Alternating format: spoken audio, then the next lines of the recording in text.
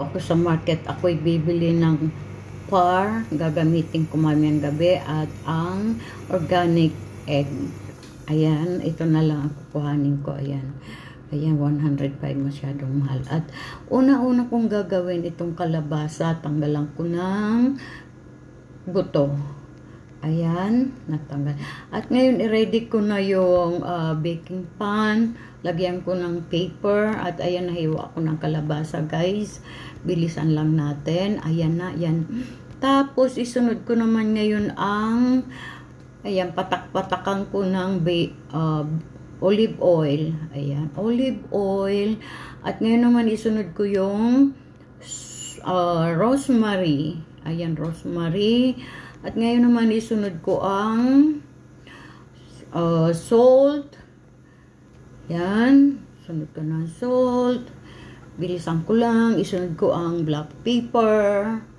At ngayon naman ay ready ko na sa oven. At habang naka-oven ang aking kalabasa, isunod ko na po itong bacon. Lagyan ko ng salt. Lagyan ko ng paminta. Ilinagay ko na ang sibuyas.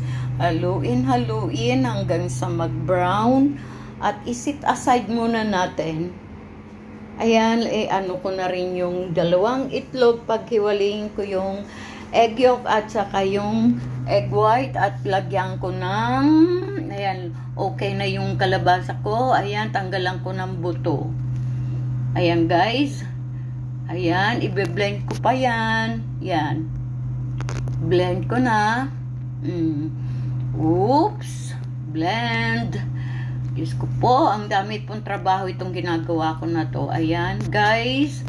Okay, set, go, done. At ngayon, ilagay ko na doon sa lalagyan. Ayan.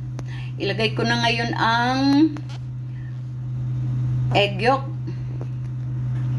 Isunod ko naman yung creamy.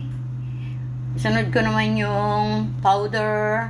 Sunod ko naman ng salt, ang paminta. Ayan, sama-sama na yan. Haluin at ilagay ko na ngayon doon sa prinito kong bacon. Ayan, halo na siya. Halo. Ayan, i-ready ko na rin yung dough. Ayan, lagay ko na rin yan. Bilisan lang, bilisan lang. Ayan.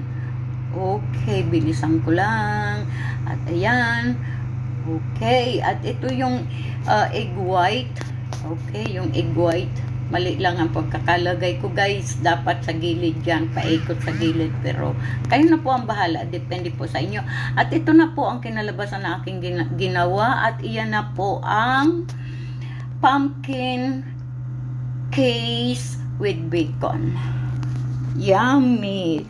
Okay, guys. Sana nakuha nyo ang aking recipe. At thank you for watching.